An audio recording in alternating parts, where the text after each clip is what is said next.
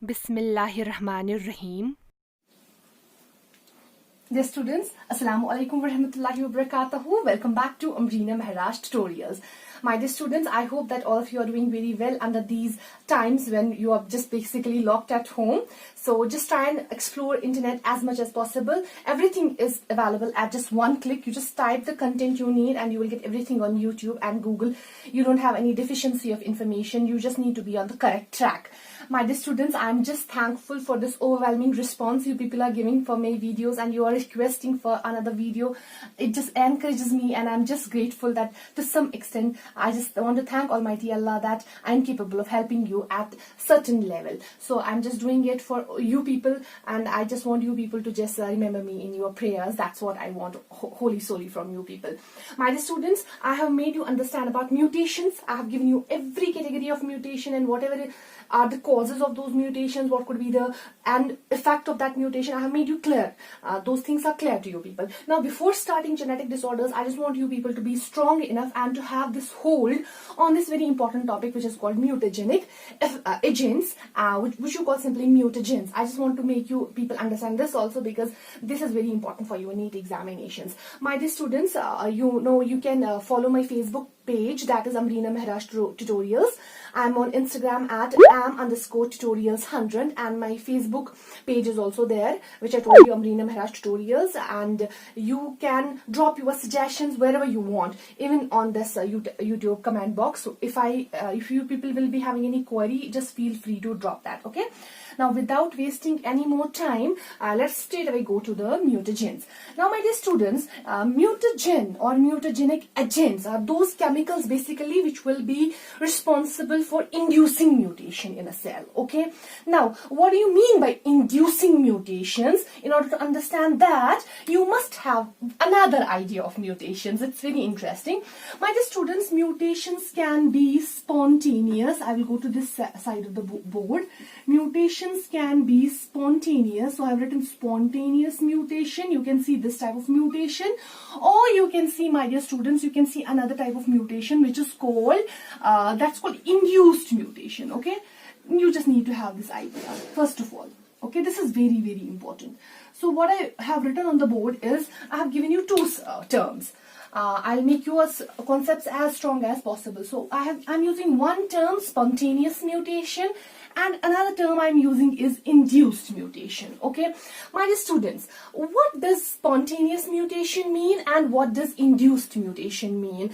You must be able to answer this question. Once you will understand these two types of the mutations, then you will be able to get this idea about the chemical which can basically cause induced mutation. Okay, before going to this induced mutation and the mutagens, let me tell you what are spontaneous mutations. As the name indicates, like we have spontaneous combustion, in which you will see combustion happening spontaneously. Okay, similarly you have spontaneous mutations. They just happen suddenly. Okay, they just happen suddenly. Say for example, my dear students, you can see that whenever gametes are produced, okay, whenever gametogenesis happens, there is a probability that at least one gamete out of 10 raised to power 6 gametes. So what is my statement?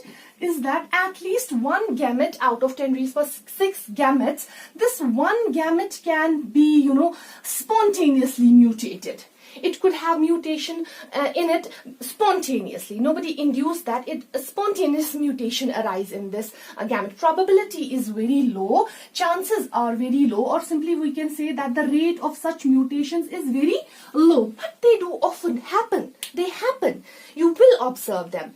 Now what is the reason? The curiosity in your mind will be, what is the reason that this mutation is arising spontaneously? The reason could be, my dear students, say for example, the reason could be the ultraviolet radiations, which is basically a part of your radiation, the spectrum which is finally reaching to the surface of the earth, that is containing a appreciable amount of UV rays also. These UV radiations do cause spontaneous mutations. Okay, now Almighty Allah has given us that mechanism by which we can basically get over these mutations. I'll tell you that also. So UV radiation could be the cause. How they will cause that mutation, that I will make you understand under mutagen, because UV radiation will now become a mutagen. It is something which is causing mutation. Okay, it's some agent which is causing mutation. Okay, so you can say UV radiations causing mutations. Sometimes what happens, you might be knowing about this thing. You might be knowing about DNA polymerase. Okay, you might have a strong hold on both prokaryotic DNA polymerases as well as eukaryotic DNA polymerases. DNA polymerase is basically an enzyme which is responsible for, synthesizing your DNA during replication. So this DNA polymerase, although it has got a lot of precision in, attaching the nucleotide once the DNA replication takes place, but at certain times DNA polymerase may attach a wrong base during the process of replication. It may happen that at least it's not so frequent. It may be in thousands of the bases, one base may be incorrect. Okay, now that could cause spontaneous mutation. Generally, there is a mechanism. You might be knowing about DNA polymerase III, which prokaryotes use for DNA synthesis, DNA replication.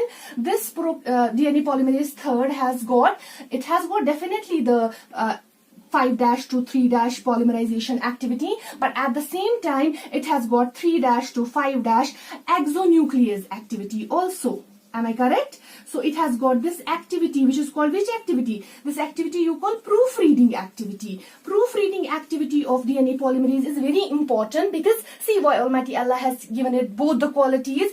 It can perform polymerization of the strands which are formed. Suppose this is your double-stranded DNA and suppose this strand is being synthesized.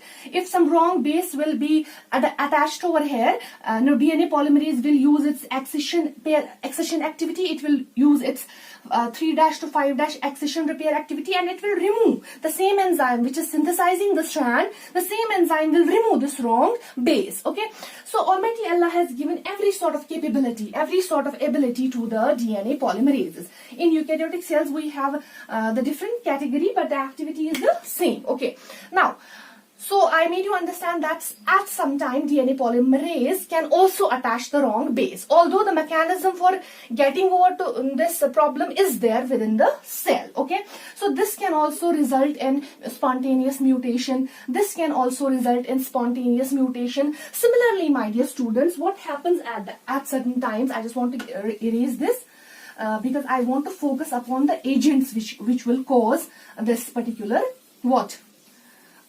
mutation. So another thing is that, my dear students, you might have heard about this term called tautomerization. Okay, tautomerization you might have discussed in detail in chemistry.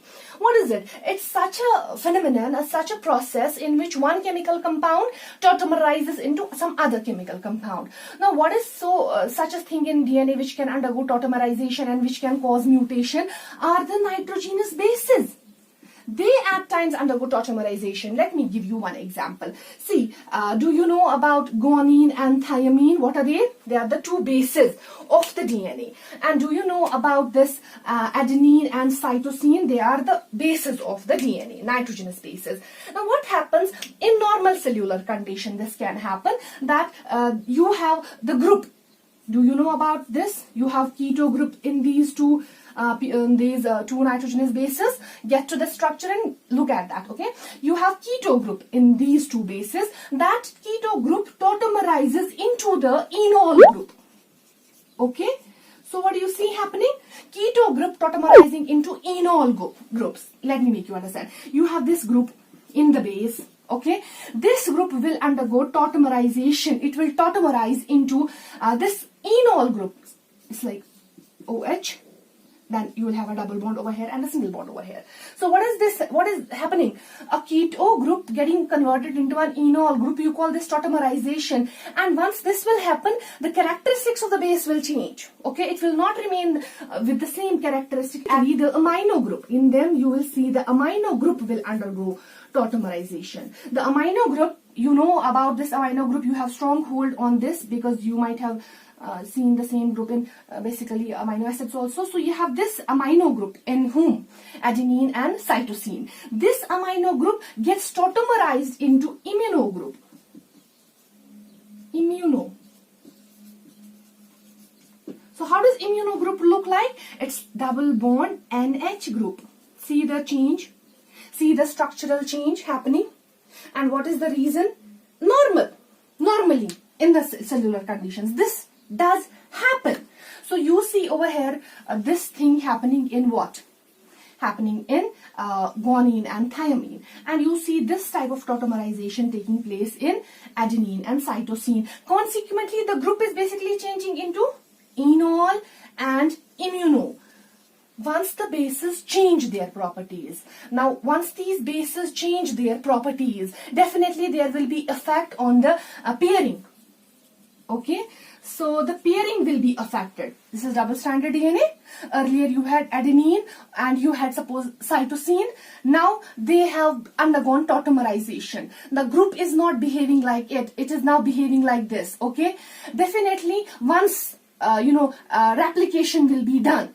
At that point of time, these two incorrect things, because they are not the normal things, they are the incorrect things now, they will result in what? They will result in mutation. They will result in mutation in newly synthesized DNA. You're getting my point or not? So if something like this happens to the parental DNA, there is 100% chance that the new DNA which will be formed due to replication from this defective DNA will be affected.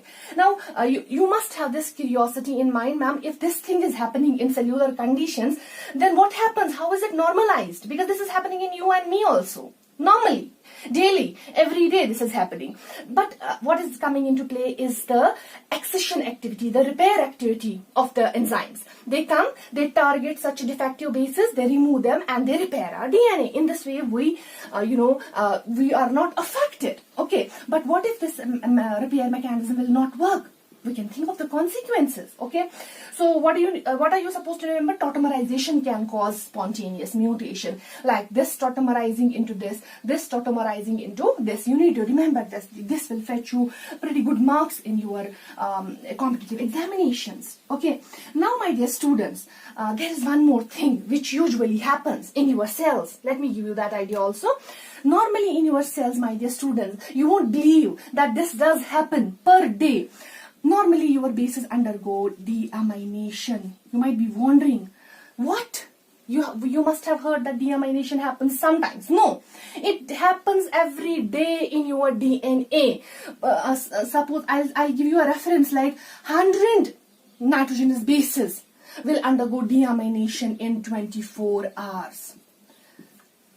We must say Alhamdulillah. We must say Alhamdulillah. We must be thankful to Almighty Allah that He has given us this beautiful repair mechanism which is working every day. If this repair mechanism will stop, it will take rest for some hours, we will be gone. We'll be totally gone. Okay. Now, what is happening during deamination? See what is happening during deamination. Simply, there is the removal of amino group taking place. Suppose if you have cytosine, you can think cytosine. If the amino group of the cytosine will be removed, it will be converted into uracil. Oh, your base cytosine is getting converted into uracil. You can think of the consequences. Okay. Now I have just one question for you people. You will answer this question. Promise me you will answer this question. You will answer me in the comment section. Have you ever thought, why doesn't Almighty Allah, why He hasn't kept uracil in our DNA? Why isn't your answer lies in this? Why hasn't Almighty Allah kept uracil? Why is uracil only present in RNA? Why not in DNA? Just give me the answer. Type your answer in the comment section. So cytosine getting converted into uracil. What is happening in this case? Removal of amino group, deamination. Normally, it is happening under normal cellular conditions. Similarly, you will be having, even you have adenine. Adenine undergoes deamination and it gets converted into hypoxanthine. Hypoxanthine. Similarly, you have also guanine. That undergoes deamination and that gets converted into xanthine. They are easy to remember. You can make mnemonics of your own choice. Whatever is the way you want to learn. See, you can make drills. Cytosine to uracil. It's rhythmic. Okay. Adenine to hypoxanthine. Guanine to xanthine. Okay. So these deamination processes do take place. Removal of ammonia. And what is the causative agent? Nothing is a causative agent. It is happening. See, look at the term. It is happening spontaneously. Okay. So these are called which mutations? Spontaneous mutations. It's very important, okay? You need to have hold on this. Now I have taken this responsibility. I cannot jump on some important issue. I will discuss each and every point, okay? Now this was about which mutation? Spontaneous mutation, okay, my dear students? Now, my dear students, so in this way, mutations can happen spontaneously, okay, without any reason. But you have to remember one thing, my dear students, that the rate is very, very low, okay? It's happening, it's happening at a very low rate. It's happening at a very low rate, okay? Now, let us come to induced mutation. Now, what does the word indicate? What does the word indicate? What does the word indicate? What is the literal meaning of induced mutation? Literally, induced means once you induce something. Like you have induced current also. Okay, you have electromagnetic induction. You can think of that. Suppose if you have some basically circuit and there is no current flowing in it, and you take some magnet outside it and you start moving that magnet, and what will be induced in the circuit? Current. If I am correct, sorry. Okay, I don't have so much of the hold on physics. So, induction you have seen in physics also. Similarly, this is induction. What are you inducing here? You are inducing mutation in an organism. So, you are inducing. You are deliberately giving some kind of external agent because of which a mutation is happening. So, what is that agent basically which is causing this mutation? Agent is this. Anything which will cause mutation, which will induce mutation. So I'll write down anything which will induce mutation. Anything. It could be any damn thing. I'll tell you later on. Anything which will induce mutation. That thing is called basically your mutagen. And can't you call it mutagenic agent? Now, say for example, let me give you an idea. It was this person, H.J. Muller. You have to remember this man. H.J. Muller for the first time induced mutation in Drosophila. It was the year 1927, if I am correct. It was the year 1927 when this person used X-rays, X-radiations. X-rays he used, they are ionizing radiations. He used X-rays in order to induce mutation in an organism which is called Drosophila. Okay, so he induced mutation for the first time in Drosophila. Once you induce mutation and you study what sort of mutation happens, that branch of science is called actinobiology. What is that called? Actinobiology. Now, who will you consider the father of actinobiology? You will consider H.J. Muller as what? You will consider him as father of actinobiology. Remember this thing. Then I will give you one more name. It was Stadler. L.J. Stadler. L.J. Stadler. Stadler in the year 1926, if I am correct. In the year 1926, he induced it was 1928, sorry. In the year 1928, he induced mutation in plants. So he induced mutation in maize. He induced mutation in maize and barley.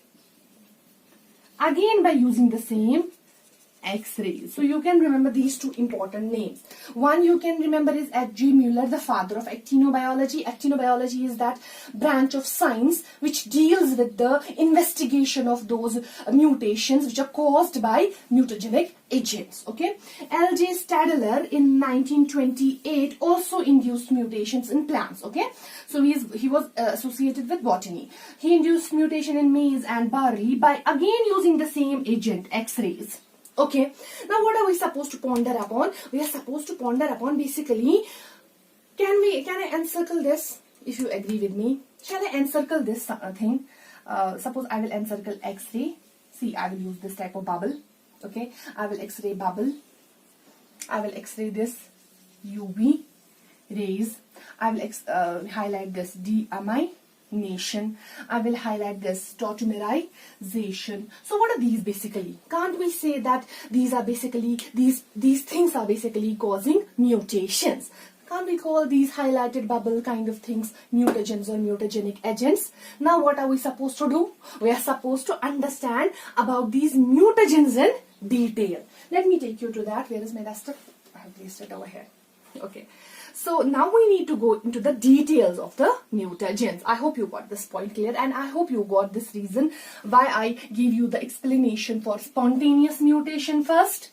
Then I took you to induced mutation, and then I told you that these mutations are caused by these agents. Okay, there will be something like this happening in these mutations, but the reason won't be spontaneous. Reason will be certain agents which we have to focus. Okay, so now let us go to that. I need to rub off this board basically, so bear with me please. So I will rub it off. The moment I'm rubbing this board, I just want to request you all people that don't waste your time. Utilize your time efficiently.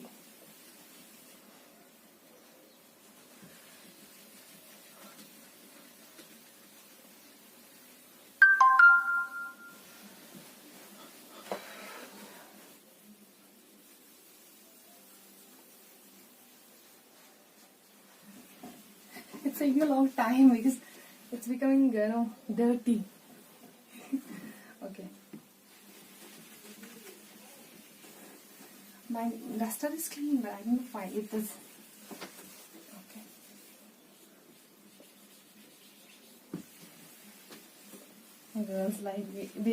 Girls like clean boards, so that's why I'm just rubbing it to my best. Now, my dear students, let us have this information about these. This is very interesting. This is going to be very, very interesting. Pay attention. So mutagens are what now going to be? Mutation. So they are mutation causing agents. Simply. Now you can categorize them into two types. You can categorize them into two types. Either they will be physical mutagens. I'll make you understand what does it mean. So get this thing in mind. Mutagen is what? Something which will cause mutation, an agent which will cause mutation. Physical mutagen, or you have a chemical mutagen. Okay. Now, my dear students, physical mutagens include what? They include two things, broadly speaking. Number one is your radiations, and number second is your temperature. There's nothing so important as far as temperature. This is very easy, but this is equally attractive. I don't want to be partial. Okay, I want to be biased. So radiations, my dear students, you know from chemistry you have two types of radiations. You have number one what you call ionizing radiations, which can cause ionization. There you have the removal of the electron and all. So another are non-ionizing radiations. Okay. So the first point which you must be able to quote yourself is ionizing radiations have high penetration power or low penetration power. Come on, answer me. They have got high penetration power. Okay, they have got high penetration power. Now, my dear students, what are the radiations I'm talking about? I'm talking about, my dear students, here I'm concerned with alpha radiations, beta radiations, gamma radiations, and I'm talking about X-rays. All these radiations are ionizing radiations. And what do they do if they fall on the DNA? If we use these radiations and we irradiate our DNA sample with these radiations. So this is suppose DNA, and we are letting these radiations fall on this double-stranded DNA, which is basically helical. I have made it simple over here. Now, what do these radiations do? They can damage your DNA. How? Either they can cause fragmentation. Pay attention. Fragmentation, you can say breakage also. They cause fragmentation of your nitrogenous bases. Simple. Cut. Bases will be cut. The cyclic rings of the bases will be broken down, okay? Because the bonds will be broken down, okay? Or what will happen? They will affect the phosphodiester backbone. you have the you have this hold on DNA structure. It has got what? It has got the phosphodiester backbone, which is basically made due to the phosphate diester bond formation, which is taking place between one sugar and another sugar. Basically the phosphate is helping in the formation of the bond between the two sugars, and the sugar is basically attached to the nitrogenous base. So you have a backbone of phosphodiester. Inshallah, I'll be taking up that in once I will teach you about replication, we'll study that once again. So either that backbone of the DNA will be broken down, either you have the defect lying with the breakage of the phosphodiester backbone, or you have the nitrogenous bases getting affected. Either the bases will be fragmented. This is very simple. Now, as far as we talk about ionizing radiations, over here we are concerned with, say for example, UV rays. Okay, I've told you earlier, UV radiations can cause spontaneous mutations also. UV radiations, what they cause, what they do, I'll make you understand that also. So they were used by Altenberg. Remember this, they were used by Altenberg to cause this mutation. So it is BERG. Altenberg in the year 1930 used these ultraviolet radiations to induce mutations. Now, how do they work? How does UV radiation work? That is very interesting, because you might have heard that they result in the formation of thiamine dimers. Have you heard about this term? That in DNA, radiations cause the formation of dimer, thiamine dimers, say for example, or you can call them pyrimidine dimers. Once these books will tell you, teachers will tell you that this is easy to understand. See, these radiations will either break the ring, nitrogenous base ring, or they will break the phosphodiester backbone. Okay, but over here this is tricky. These radiations do what? They cause the dimer formation. So you must have an idea. I cannot leave it as such. So teachers will tell you that UV radiation will cause thymine dimer formation, sorry. So once thymine dimers will be formed, definitely. So if you have double-stranded DNA, say for example, my dear students, here it is thiamine, here it is thiamine. Okay. So what does these two bases indicate? I'm not showing you the complementary bases. I'm showing only bases towards one side. So this is thiamine, this is thiamine. If you will let UV radiation fall on this DNA, what will happen? They will form dimer. They will form dimer. A kind of bond will appear between these two thiamines. This thiamine dimer will not be now similar to the two thiamines. Consequently, when from this DNA you need a new strand of DNA, in that new strand of DNA there will be mutation at this particular place. There will be a sort of mutation at this particular place. A wrong base will be added where you have this particular thiamine dimer. Now let us understand it. Let me give you the concept of this thiamine dimer. Let me make you strong enough so that you will be able to answer everybody's question. So what is this thiamine dimer? This is very interesting. So I will not be drawing the full structure because that will take time. So I'll show you. If you have strong hold on this, believe me, you will be able to understand. But you need to have a strong hold on purines and pyrimidines to understand this thing. So this is this. If you got me, this is what this is basically. I'm not showing the rest of the part, the sugar. I'm not showing deoxyribose sugar and all. I'm showing only the base. Can you tell me which base is this? If you agree, this is ring.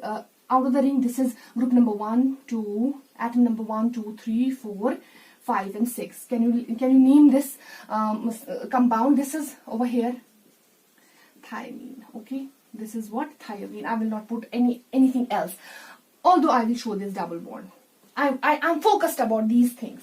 That's why I will show only this much part so that you will understand. So what I told you, then you have one thiamine on the same strand. Suppose this is the phosphodiester backbone and over you have another thiamine. Okay, I hope I am correct. Okay, so this is it. Yeah, I am correct, don't worry. So this is double bond. This is the normal situation. So you have how many thiamines? Try and understand. You have just take pauses at regular intervals of time and think. Okay, I need to be very I have to maintain the pace also because this is an audio video lecture. You can take pause and you can think, but I need to rush because the duration then becomes extremely long and it is then hectic for me to upload on 2G. So this is thiamine, but these thiamines, they are not present on opposite strands. Get that point first of all. I'm not talking about the different strand. I'm talking about one strand. You have one thiamine, okay? So then you have the not phosphodiester backbone. This is the backbone. Okay. Now, my dear students, say for example, if you will let UV radiations to fall on this particular DNA, see what this UV radiation will do. Once you will irradiate, it will radiation. Once radiation will fall, basically there will be a displacement kind of thing of the pi electrons. Okay. What will happen is basically this bond will be gone. This bond will be gone. Then once the bond is gone, comparatively now, this carbon will form bond with this carbon. This carbon will form bond with this carbon. Look at the blue color lines. Look at the blue color lines. What has happened? What have you got now? Is it normal thiamine? Is it thiamine now? No. They have joined with each other. They have become joined with each other. Such a thing, don't you call it a dimer kind of thing? Can't you now call it a dimer? Because two thiamines have attached to each other with the help of two covalent bonds. A covalent bond between carbon number 6 over here and carbon number 6 over here. Carbon number 5 over here, carbon number 5 over here. Can't we call this thing thiamine dimer? This is what thiamine dimer is. If you look keenly, what you get basically, you get cyclobutane. You get this cyclic, alkane over here. You are getting cyclobutane, which is basically formed, out of the two thiamines. Okay, this is not now going to behave like a normal thiamine.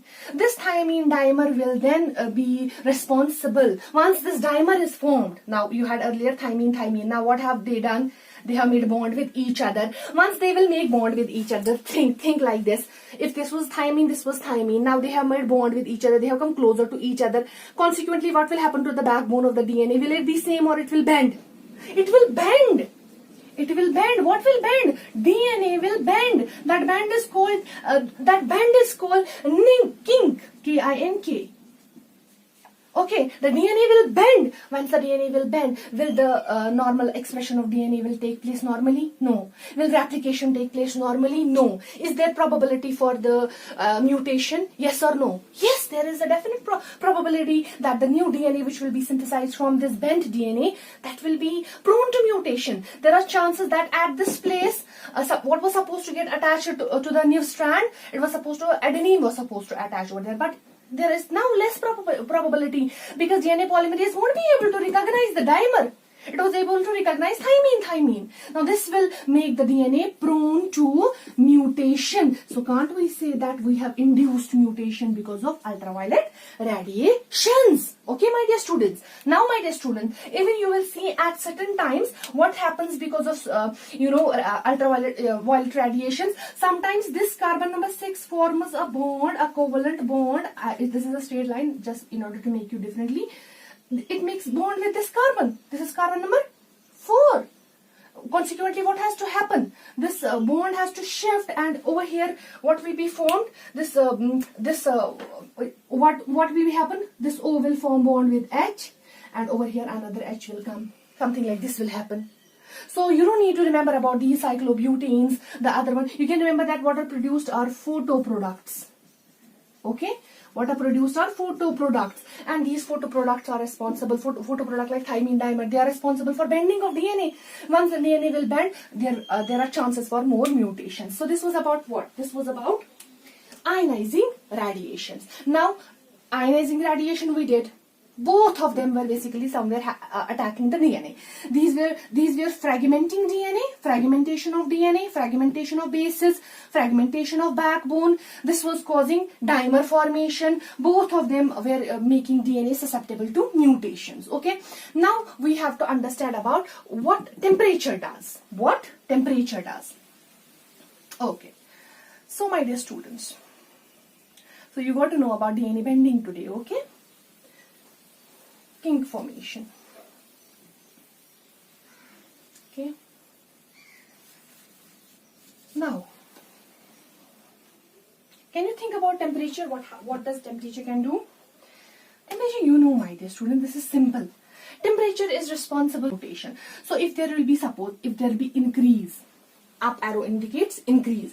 If there will be increase in temperature, there will be increase in rate of mutation. Why there will be increase in rate of mutation? You have to understand that once we have this double-stranded DNA, if we increase the temperature. Say for example, if we give it temperature, if it was normal at normal temperature, now we are increasing temperature. What will happen? First of all, the hydrogen bonds will be broken down and DNA will be what? It will be, as you have seen in proteins also, it will undergo denaturation. It will denature. Okay, the two strands will separate. Earlier you had hydrogen bonds. Hydrogen bonds were holding the two strands together. Okay, now what have you done? You have increased the temperature. Okay, you have increased the temperature. What happened? The bases got separated. The two strands rather got separated because temperature helped you to overcome the hydrogen bonding.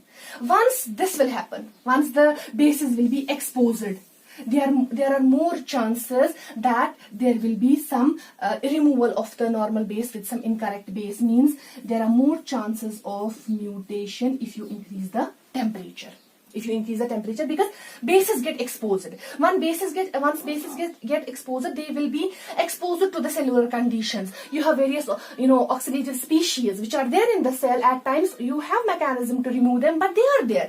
They can attack these bases and consequently they can cause damage to the bases. Once something will happen to the bases, you will say mutation has happened. So in a nutshell, we can say with every increase in temperature, and you have a value also, with every 10 degree raise in temperature, if the temperature raises by 10 degrees, there are chances that the rate of mutation will increase 5 times. There will be 5 times more rate of mutation with every 10 degree rise in temperature. Okay, so 5 times increase in rate of mutation with 10 degree increase in temperature. So you say Q10 is the temperature coefficient. What do you say? Q10 is the temperature coefficient. Temperature coefficient, where if this temperature increases by a degree of how much? 10 degree. If temperature increases by 10 degree or 10 degree Celsius raise in temperature will increase the rate of mutation by how many times? 5 times. Accordingly, you can denote it as Q10. Q10 determines what? It indicates what? The temperature coefficient. In simple manner, you can remember that increase in temperature increases the rate of mutation. How? Because it causes denaturation. It causes denaturation. Denaturation is what basically? It is separation of the two strands of DNA in which you have overcome the hydrogen bonds. What is helping you to overcome the hydrogen bond is basically the temperature. Temperature is helping you to break the hydrogen bonds. Okay, so you have these two agents, radiations and temperature. What are they? Physical mutagens. Okay, they are physically targeting DNA. Okay, now we have to target what our aim is to understand about chemical mutagens. Now let me make you understand about chemical mutagens in detail, my dear students. Let me give you a detailed discussion about that.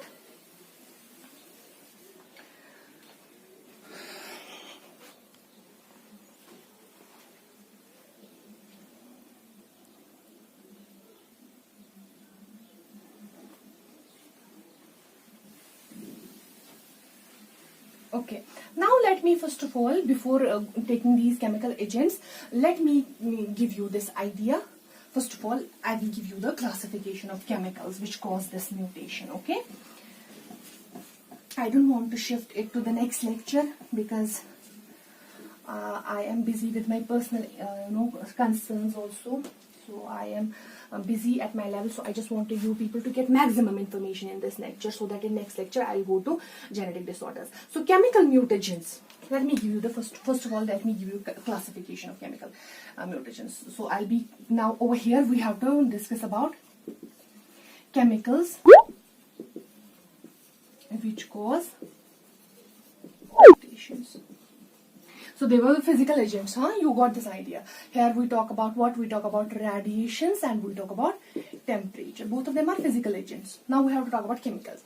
So out of chemicals, my dear students, number one, I will be teaching you about, inshallah, alkylating agents. From chemistry, you might know. Alkylating agents, like I'll be talking about dimethyl sulfate.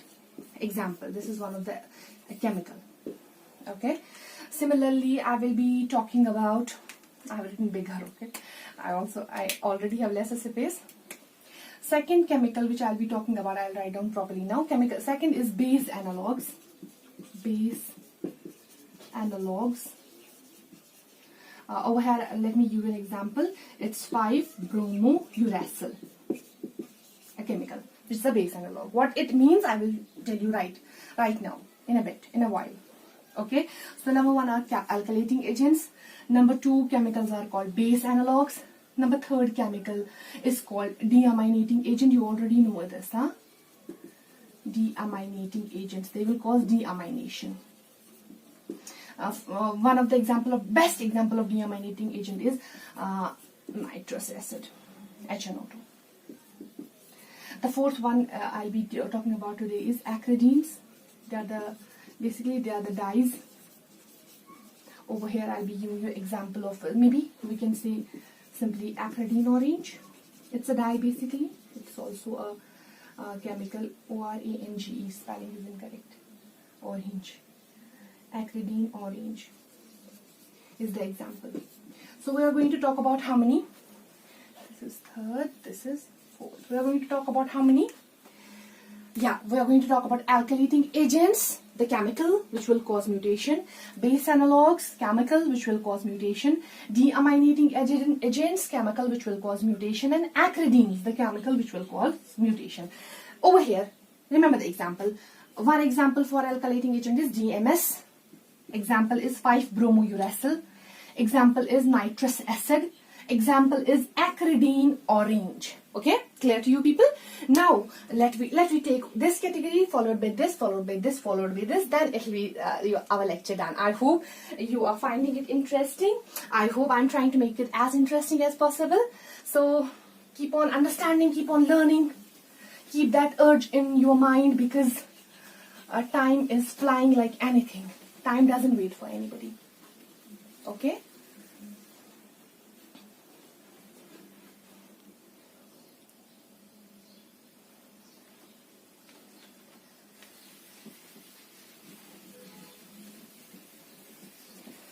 Okay.